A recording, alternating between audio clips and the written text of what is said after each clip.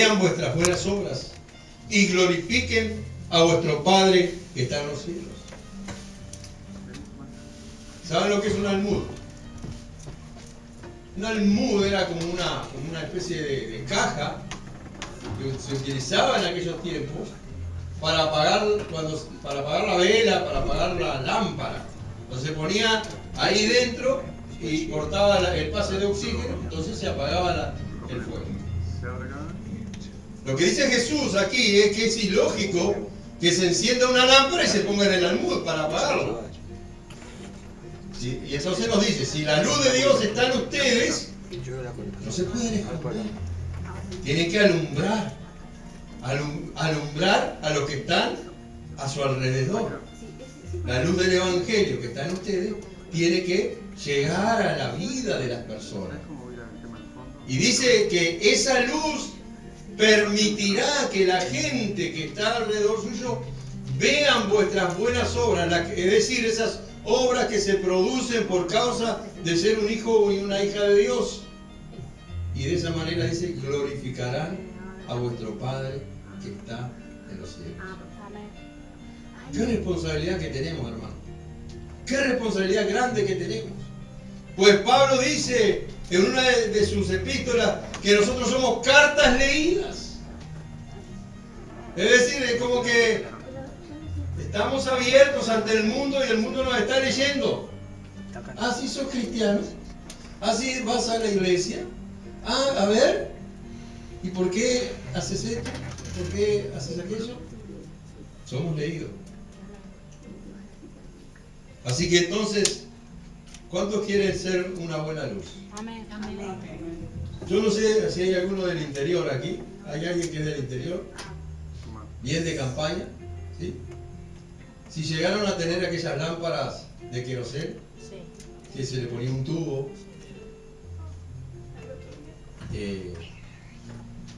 yo llegué a tener y a verlas. Y es interesante el detalle que si hay queroseno, el fuego siempre tiene la misma intensidad. Usted lo regula, ¿verdad? Con la ruedita. Si lo quiere alto, le gira, si lo quiere más bajo, no. La luz es la misma, pero no siempre alumbra con la misma intensidad. ¿Y cuál es el detalle? ¿Saben cuál es el detalle? El hollín que ensucia el tubo. Esa mecha larga un hollín que va enturbiando el tubo. Entonces, pero esta mecha está mal, decimos. Esta mecha no alumbra nada. No, hay que sacar el tubo cuando está frío, sacar el tubo y lavarlo. Y ahí entonces lo ponemos. ¡Wow! ¿Cómo alumbra? A veces hay que desenroscar nuestro tubo, es decir, nosotros tenemos que ir a la sangre de Cristo a ser limpiados nuevamente, hermano, para poder iluminar. Porque la llama del Señor, el fuego del Señor tiene la misma intensidad siempre, hermano. Pero lo que pasa es que el tubo está empañado. El tubo está turbio y hay que limpiarlo. Tenemos que limpiarnos cada día en la presencia del Señor, hermano. Cada día. Tenemos un hombre llamado Juan el Bautista y nos dice la Biblia que un hombre enviado como testigo de Dios.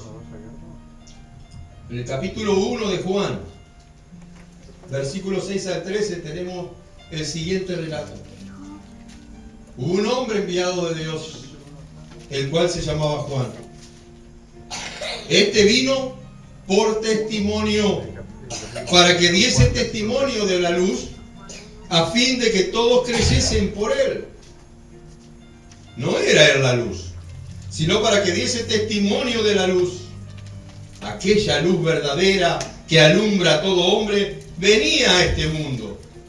En el mundo estaba, y el mundo por él fue hecho, pero el mundo no le conoció.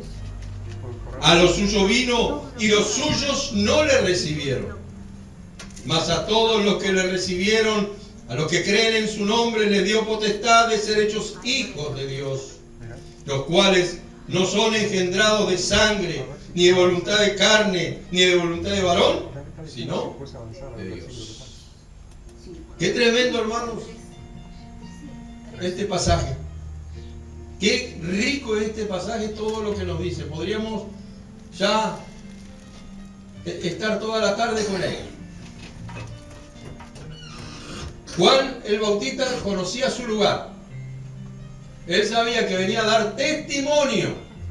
No, él no era la luz y él lo sabía. Pero venía a dar testimonio acerca de la luz, primero. Segundo, esa luz verdadera, dice, alumbra a todo hombre. Pero vino a lo suyo, es decir, a su pueblo. Y ellos no le recibieron. Pero a todos los que le recibieron. Ah, qué lindo. Y ahí entramos nosotros, hermano. Ahí entramos. Si no somos judíos de linaje, ahí entramos nosotros. A todos los que le recibieron, a los que creen en su nombre, le dio potestad, es decir, un poder, una autoridad, de ser hechos hijos de Dios. Usted y yo ahora somos hijos de Dios porque creímos en su nombre, porque creímos que Él es el Salvador del mundo. Y dice que no somos engendrados ni de sangre, ni voluntad de carne, ni de voluntad de varón, sino que somos engendrados de Dios. Amén. Somos engendrados de Dios, somos hijos de Dios, amados.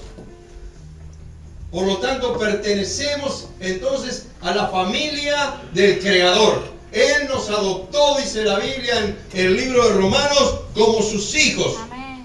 Y nos dio, para que nosotros estuviéramos certeros, el espíritu de adopción por el cual clama Abba, Padre, dentro nuestro. Este Juan proclamaba que Jesús era antes que él. Él dijo, viene uno detrás de mí, mire, viene uno detrás de mí, les decía. Pero es antes que yo.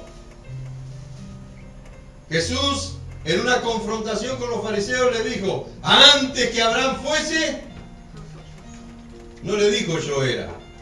Le dijo, yo soy. Antes de que Abraham fuese, yo soy. Él es el gran yo soy. ¿Sí? El Dios verdadero. Amén. El Dios que creó todas las cosas. El que te creó a ti, me creó a mí. Él es el gran yo soy. Juan Bautista proclamaba que Jesús era antes que él. Él dijo en Juan 1:27, este es el que viene después de mí, el que es antes de mí. Este es el que viene después de mí, pero es antes de mí.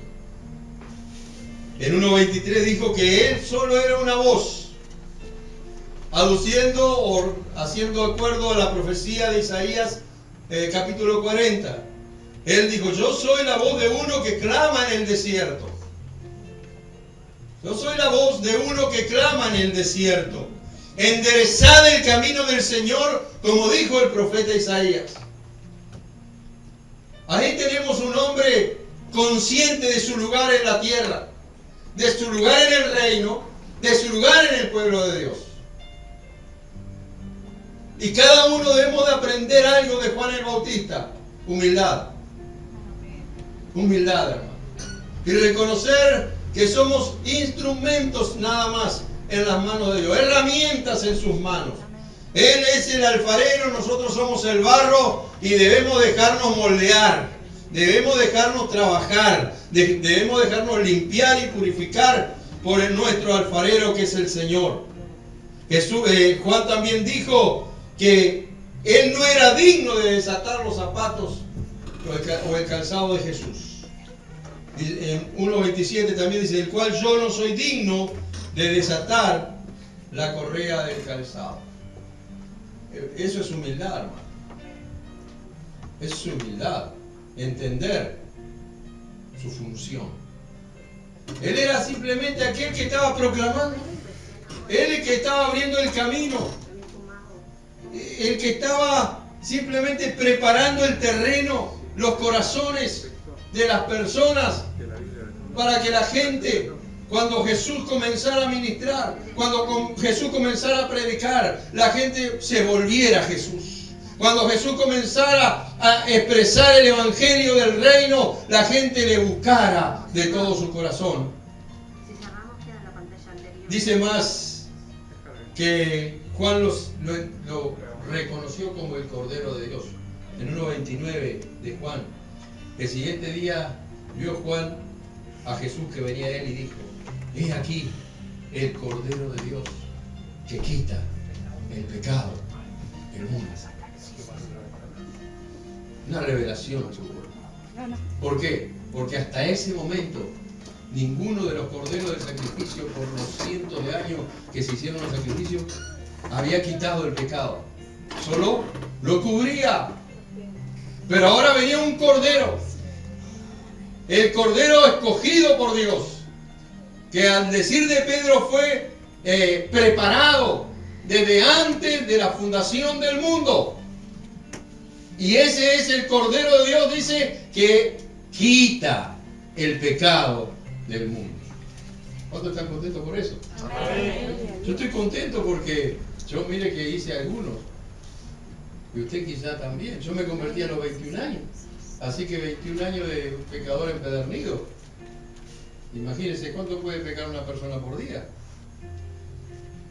Pongamos que no sea tan pecador y peque 3 veces por día. En el mes, ¿cuántos pecados son? Son 90. En el año son 90, 900, 1080 pecados. Y en 21 años ni saque la cuenta, por favor. Pero algunos capaz que se convirtieron a los 40. O algunos en vez de cometer 3 cometían más. Y qué lindo, hermano, que cuando venimos a Jesús, la sangre de Cristo borró nuestros pecados. Amén. Gloria a Dios. Los echó, dice la Biblia, al fondo de la mar. Echamos un aplauso a Jesús. Amén. Gloria a Dios. Amén.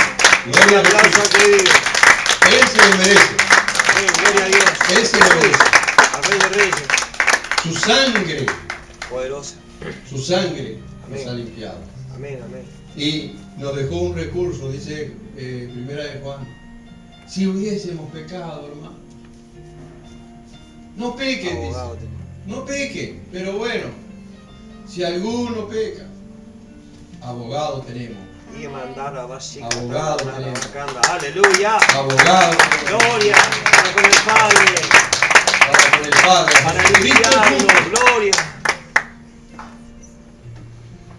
Aleluya. Es tan grande nuestro Dios que tenemos 2 intercesores. Dentro nuestro está el Espíritu Santo intercediendo con gemidos indecibles. Pero en el cielo, sentado a la diestra del Padre, está Jesucristo, el Verbo de Dios, también intercediendo por cada uno de nosotros. Oh, el Señor es maravilloso, hermano. Gloria. Cada vez que enseño esta clase, el Señor me sorprende más, hermano. Juan el Bautista también profetizaba del bautismo del Espíritu. Algo que nadie conocía, nadie sabía cómo iba a pasar. Después Jesús lo habló muchas veces, pero hasta que llegó nadie sabía cómo iba a acontecer. Pero en Mateo 3:11 dice: yo la verdad les bautizo en agua para arrepentimiento. Pero el que viene detrás de mí, cuyo calzado no soy digno de llevar, es más poderoso que yo. Una vez más, su lugar. Lo mío es simplemente bautizarlo como para arrepentimiento. Pero hay uno que viene detrás de mí que es más poderoso que yo, le dice: Él los bautizará en Espíritu Santo y fuego. Amén. Él va a hacer esa obra, ese trabajo en sus corazones. Finalmente, sabiendo su lugar, en Juan 1:30 dijo que él mismo tenía que menguar. Dice: es necesario que él crezca para que yo mengue. Pero que yo mengue. Es necesario que él crezca, pero que yo mengue. dio testimonio que Jesús era el Hijo de Dios en Juan 1:34. Dice, y yo le vi y he dado testimonio de que este es el Hijo de Dios. La predicación de Juan el Bautista era arrepentidos porque el reino de los cielos se ha acercado. Mateo 3:2. Él vivía, dice la Biblia, en el desierto. Usaba ropa muy tosca y comía solo langosta y miel. Y nunca se casó. Él dijo, haced pues frutos dignos de arrepentimiento y ya no confíen en su propia justicia por ser hijos de Abraham. En nuestro caso, no confíen en su propia justicia por venir a la iglesia todas las semanas. Sino hagan frutos dignos de arrepentimiento. Muestren realmente que son hijos de Dios. Que viviendo una vida justa, viviendo una vida apropiada, viviendo una vida como la palabra de Dios demanda, hermanos. Es interesante notar que el primer mensaje después que Jesús comenzó a predicar fue exactamente el mismo que el de Juan el Bautista.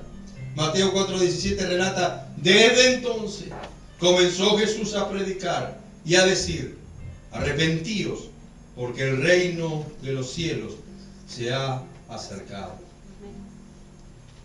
Hasta aquí entonces lo que tenemos es la introducción o lo que habíamos hablado acerca del capítulo 1 de Juan, que es como que nos hablaba acerca de un prólogo a todo el Evangelio. Yo no sé cómo estamos de tiempo, si me quedan algunos minutos todavía. 23. ¿Qué hora es? 5:23. Te queda. Hasta menos cuarto estamos bien. Lo que vamos a mirar avanzando un poco ahora es lo que se llama el periodo de la inauguración de su ministerio. Se refiere a su bautismo en agua en el río Jordán, su tentación por el diablo en el desierto, el llamado de sus primeros discípulos, sus primeros 2 milagros, la primera Pascua donde limpió el templo y el regreso a Galilea donde realmente comenzó su ministerio público. Lo que vamos a mirar primero entonces es su bautismo en agua. Lo que necesito es que alguien me busque en Mateo capítulo 3, versos 13 al 17. Que me lo lea, por favor. Amén. Mateo 3, 13 al 17. Amén. Entonces Jesús vino de Galilea a Juan el Jordán para ser bautizado por él. Mas Juan se lo oponía, diciendo, yo necesito ser bautizado por ti, ¿y tú vienes a mí? Pero Jesús le respondió, deja ahora porque así conviene que cumplamos toda justicia. Entonces le dejó. Y Jesús, después que fue bautizado, subió luego del agua, y he aquí cielos le fueron abiertos, y vio al Espíritu de Dios que descendía como paloma y venía sobre él. Y hubo una voz de los cielos que le decía, este es mi Hijo amado, en quien tengo complacencia. Amén. Hubo 3 señales sobrenaturales en el bautismo de Jesús. 3 señales sobrenaturales. La primera, como leyó la hermana, el cielo abierto. Se abrió el cielo y el Señor habló. Este es mi Hijo amado, en quien tengo complacencia. Es posible que la multitud no vio estas señales. Es posible que solo fuera un tema entre Dios, Padre, el Hijo y Juan el Bautista y el Espíritu Santo. La voz del Padre, que también en otras ocasiones se le presentó. Y el otro hecho sobrenatural es que el Espíritu Santo vino en forma corporal como de paloma y se posó sobre él. Lo que notamos es que en el bautismo de Jesús estuvieron presentes las 3 personas de la Trinidad. Estuvo el Padre dando su voz, estuvo Jesús bautizándose y estuvo el Espíritu Santo posándose sobre él.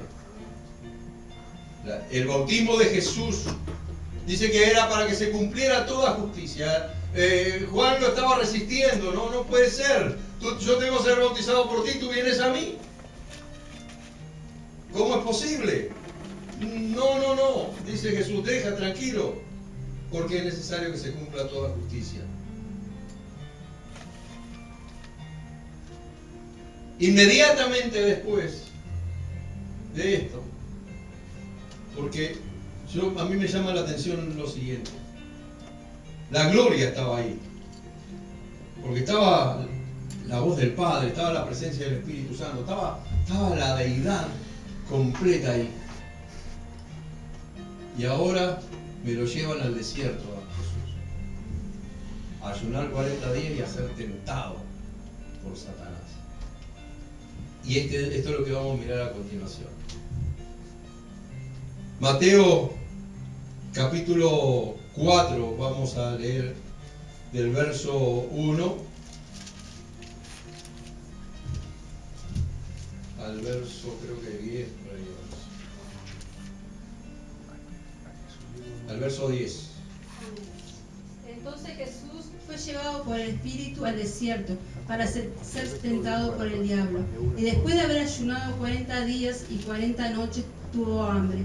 Y vino a él el tentador y le dijo: si eres hijo de Dios, di que estas piedras se conviertan en pan. Él respondió y dijo: escrito está, no solo de pan vivirá el hombre, sino de toda palabra que sale de la boca de Dios.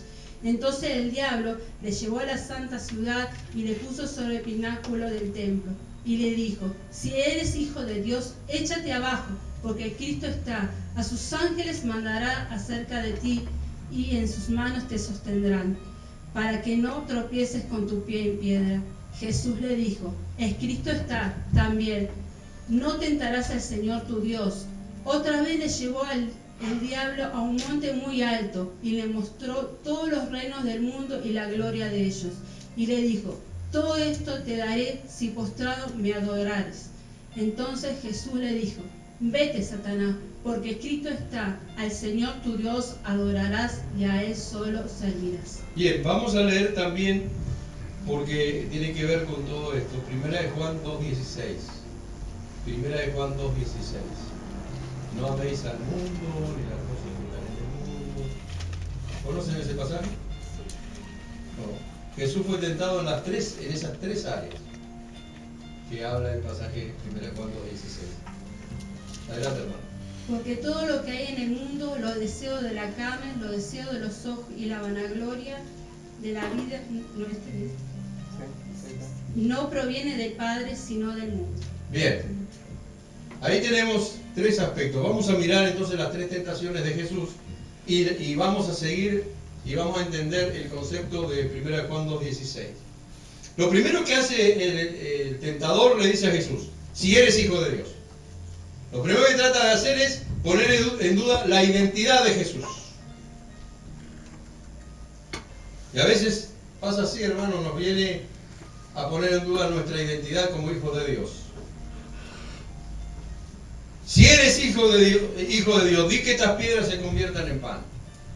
Si algo entendía Satanás, que después de 40 días y 40 noches una persona está en ayuno, lo más probable que tuviera hambre.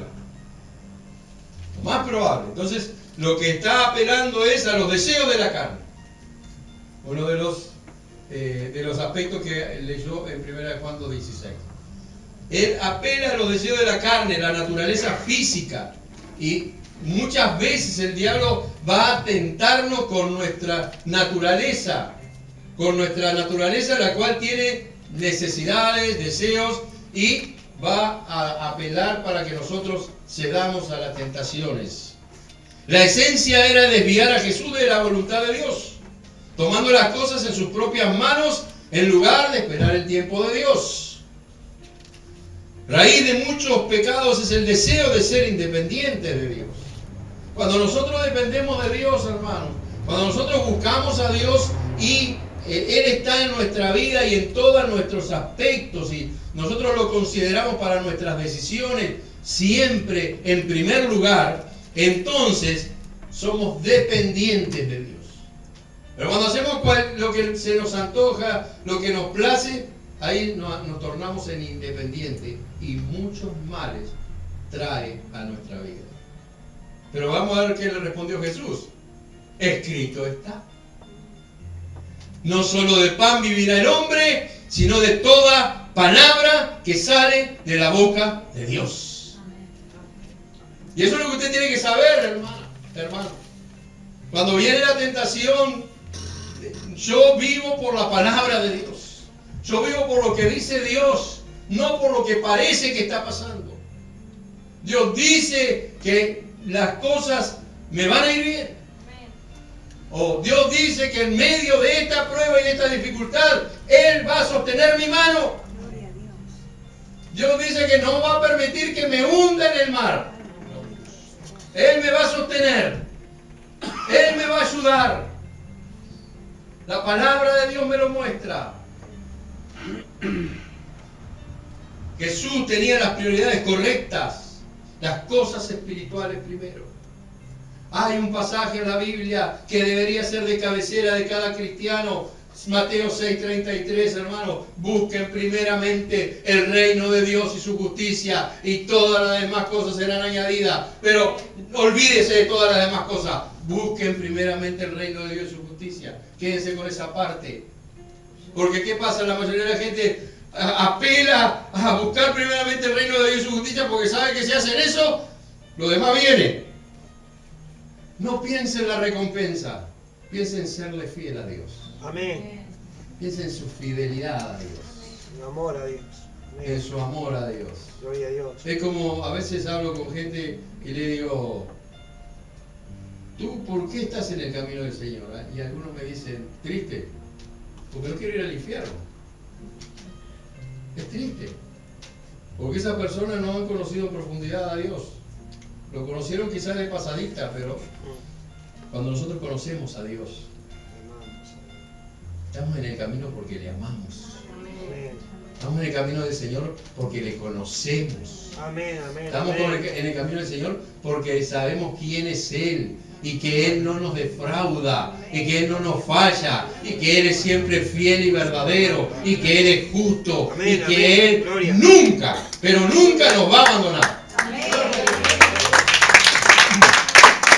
Jesús siempre dependía del Padre para todo. Como vamos a ver capaz más adelante, Él siempre estaba dependiendo del Padre. Gracias, Padre, porque tú siempre me oyes. No lo digo por mí, le dijo Jesús, sino para que ellos crean que tú me enviaste. Jesús estaba ayunando y buscando a Dios en ese momento. No era el momento de romper el ayuno ni de usar sus poderes sobrenaturales para su propio beneficio. Él era el Hijo de Dios.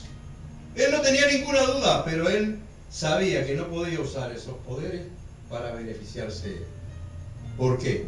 Porque Filipenses 2:5 en adelante nos dice, haya pues en vosotros este sentir que hubo también en Cristo Jesús, el cual siendo en forma de Dios, no tuvo como usurpación el ser igual a Dios, sino que se humilló.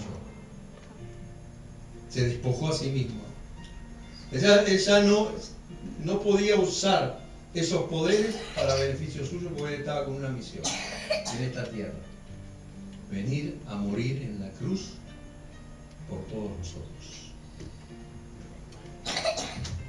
En la segunda tentación, cuando le dijo, échate acá abajo, tírate que va a mandar a sus ángeles. El espectáculo, ¿no? La popularidad, la fama. Esta tentación apelaba a la vanagloria de la vida, que también leíamos en 1 de Juan 2:16. Y era presunción, no era fe y confianza en Dios. Eso es lo que apelaba al diablo, que presumiera a Jesús. El diablo incluso a veces cita las escrituras para desviarnos, porque la cita mal. Es decir, como decimos muchas veces, saca un texto fuera de contexto y lo convierte en un pretexto. Debemos ser guiados por el Espíritu de Dios, no por vanagloria o dirección de otros espíritus, hermanos. Debemos ser guiados por el Espíritu de Dios, porque los que son guiados por el Espíritu de Dios son libres. Son libres. Jesús, ¿cómo le respondió? Así que eso está escrito. También hay otra cosa escrita, dice: no tentarás al Señor tu Dios. Confiar en Dios plenamente no es igual que presunción. Presunción es cuando hacemos algo indebido a propósito para tentarlo. Inmediatamente Jesús reconoció la astucia del enemigo en tentarle a hacer algo que no era la voluntad de Dios, pareciendo muy espiritual. Pero no podemos jugar con la providencia divina. Nosotros debemos saber que a Dios no se lo puede tentar. Y a Dios no se puede jugar con Dios. La última tentación. Todo esto te daré, le dice, si postrado me adorares. Esta tentación apelaba a los deseos o a la vanagloria de los ojos, que también está mencionado en 1 Juan 2:16, mostrándole a Jesús los reinos del mundo y la gloria de ellos. La tentación constaba en tomar un atajo. Jesús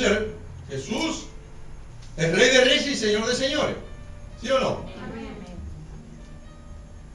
Pero todavía no ha sido proclamado en el sentido que su pueblo todavía está luchando acá en la tierra. Satanás le estaba ofreciendo un atajo. Todo esto te lo voy a dar, todo esto va a ser tuyo. Ya puede ser tuyo. Ya. ¿Cuántas veces el enemigo nos tienta o te tienta? Y te dice, igual después te arrepentís.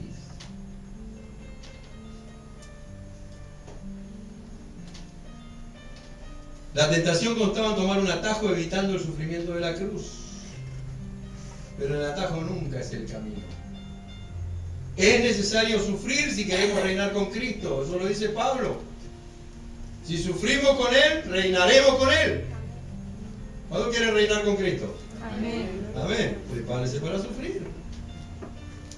Acá no es para eso. Se sufre. Pero se da esa situación paradójica que en medio del sufrimiento usted puede tener gozo, no hay problema. Y puede tener paz. Y puede tener certeza de que Dios está con usted. Porque el sufrimiento que se sufre por causa de Cristo es un sufrimiento que trae victoria al creyente. Jesús lo dijo: en el mundo sufriréis aflicciones, pero el que perseverare hasta el fin, ese será salvo. Obviamente no era la voluntad de Dios y él hubiera perdido todo al final si hubiera cedido a esa tentación. Jesús le dijo: vete, Satanás, porque escrito está: al Señor tu Dios adorarás y a Él solo servirás. Hay un pasaje en Santiago que me encanta, creo que está en 5:17, que dice: someteos pues a Dios, resistid al diablo y él huirá de vosotros. Tristemente, la mayoría de las veces tomamos solamente la parte final y decimos, la Biblia dice resistid al diablo, pero la forma de resistir al diablo es cuando nos sometemos a Dios. Por eso someterse a Dios está primero. Si se someten a Dios, pueden resistir al diablo. Si no se someten a Dios, olvídese. El gran objeto del diablo es que todos le adoren a Él. Jesús estaba dispuesto a hacer la voluntad de Dios aunque incluyera un gran sufrimiento. Amaba a su Padre sobre todas las cosas. Supo cómo resistir al enemigo y mandarlo fuera de allí. Dice la Biblia que el diablo se fue y lo dejó por un tiempo. No es que lo dejó tranquilo definitivamente, lo dejó por un tiempo. ¿Qué aprendemos de todo esto, hermano? Que como hijos de Dios y seguidores, si Cristo fue tentado, como sus seguidores, nosotros también vamos a ser tentados. Y necesitamos depender de la unción, del favor y de la gracia del Espíritu Santo en nuestras vidas para tener la victoria, hermano. Porque por nuestra fuerza no lo vamos a lograr. Porque no somos autosuficientes. Somos dependientes y necesitamos tenerlo en claro, que esa dependencia es la que nos hace fuertes. Vida Abundante te invita a un nuevo encuentro. Estamos en Cuareim, esquina San José, Teatro Metro. Reuniones martes y jueves a las 16 y los domingos a las 10:30 horas. Serás muy bienvenido. Te esperamos. Radio Celestial FM, para edificar tu vida. 90.7. Acompáñanos. SJC, Canal 2, un canal diferente, las 24 horas. Sin comerciales, transmitiendo los más altos valores sociales y familiares, con una programación variada y entretenida para todas las edades. Desde la ciudad de Montevideo, Uruguay, para ti. Más que vencedores. Más que vencedores. Una palabra de fe que transformará tu vida. Más que vencedores. De domingos a viernes a las 9 de la mañana. En la 1450 AM. Radio América.